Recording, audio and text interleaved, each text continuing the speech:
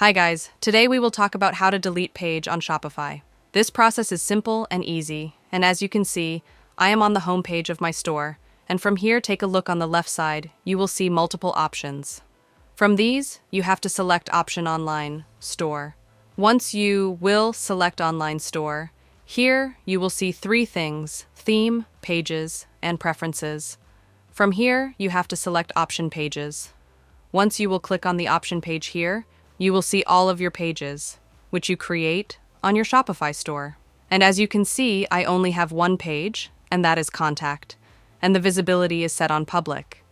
You can also add another page by clicking on the option add page. But in order to delete tap on that specific, which you want to delete, then page setting will be open where I can set visibility, title, and description. Now, in order to delete here, you can see the option of delete page.